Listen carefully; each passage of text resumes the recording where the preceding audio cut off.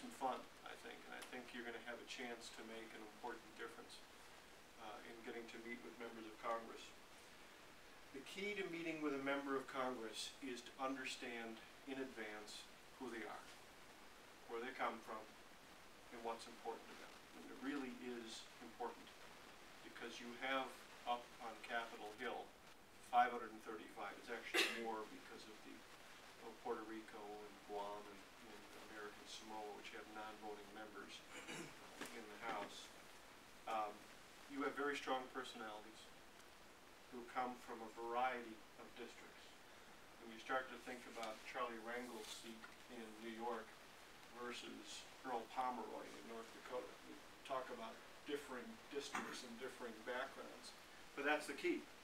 In the House of Representatives in particular, it truly is the people's house. Every single person there represents roughly the same number of people. It's important to know. I mean, you've got famous members, and you know when they're up there and ranting and raving or doing whatever they might do. And as a backbencher, I used to remind myself, look, no, they represent the same number of people I do. Their vote counts just as much as my vote counts. So every single member is important because they do have a voice and a vote. I served as an assistant whip in the House for about 3.5 terms, which means that I was a vote counter. So in some ways, I did what you guys are about to do. And so I used to go to members. I whipped the Wisconsin and Minnesota delegations, Republicans. And I had to know each member's district, background, what was important to them, what issues were important to them, and also what they could do and what they couldn't do. And what I mean by that is you've got different parts of the state that have very different viewpoints on, quite frankly, the rest of the world. You have some areas that are more sort of nationalist in flavor, if you will, and you have other areas that are, you know, the opposite, much more cosmopolitan. And you've got different ethnic mixes and different history, and all of it's important to know. But you need to know that when you go into a member's office, because you need to be able to talk with them in a language and on issues that they care about. You know, I think what you do, the first thing you do is introduce yourself. Say who you are, where you're from. But you need to thank them. Members don't hear thanks often enough. And that's particularly important in an area like malaria. Why? I guarantee no member of Congress was elected because of their position on malaria. I promise you, when they go to those Labor Day barbecues, they're not standing around talking to their constituents saying, oh yeah, I was out there fighting for malaria every single day. It's not the way our system works. So the fact that they are supporters of our cause shows that they believe in it. And quite frankly, during a fiscally challenging time, which, you know, you don't have to read very far in the paper to see that. The fact that they're willing to support increased funding for the fight against malaria and the fight for global health, that's something. It'd be a lot easier for them to say, nah, I'm not going to send money overseas. It'd be very easy. But the fact that they're standing up for the cause means that they've actually taken time, listened, learned, and they deserve our thanks. So I think that's most important. Most members of Congress have heard of malaria.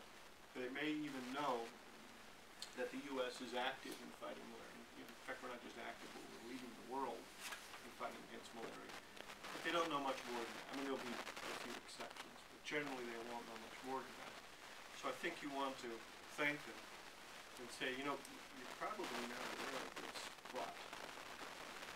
And I'd spend just a couple of minutes talking about the incredible progress that we're making in the fight against malaria. You saw a little video that we just produced.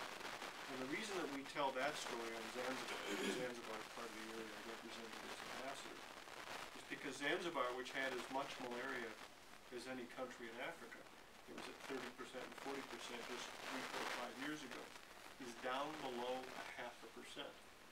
They're on the verge of elimination.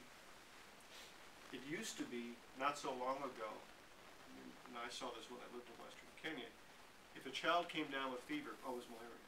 Let's just naturally treated them for malaria because you were quite certain that's what it was. And now actually it's probably not the case. I mean, malaria is unusual. And when we do have kids in hospital for malaria, more often than not, it's a false test, and so they go back and they verify and such. But it's extraordinary progress. You heard from my old friend Mohammed Jadawi, Dr. Jadawi, who's principal secretary to the Ministry of Health, has literally seen it. He's a trained physician. He's seen it over the years. He said, this was something we thought impossible. So I think you spend a couple of minutes doing that. And then the next part, though, is really where it gets to understanding the member and their background. Different members are sort of driven by different values. I mean, when you take the fight against malaria, there are lots of reasons to be involved in this fight. There are lots of reasons for American politicians to be involved in this fight. But they all sort of have a ranking of priorities. That's the nature of our system. You know, they aren't all triggered by the same issues. If you have a member, for example, who is concerned, you can tell by either their committee assignments, or you can take a look at their website and see what issues they've been talking about, their co-sponsorships of bills or press releases they put out. If they're concerned about security, well, my argument is the friendships that we're building through our battle against malaria are extraordinarily important for our future. Yeah, I always hesitate to talk about global health and health diplomacy in strategic terms. It used to drive me crazy because it made it sound as though, you know, we were only in this for ourselves. It's true. Nonetheless, the friendships that we're building are important. When I was ambassador, my argument was always that the key to diplomacy is simply do good things, let people know you're doing them, and the rest sort of falls into place. Well, in malaria, it's key. It's very obvious. No one is doing more to fight malaria than the United States.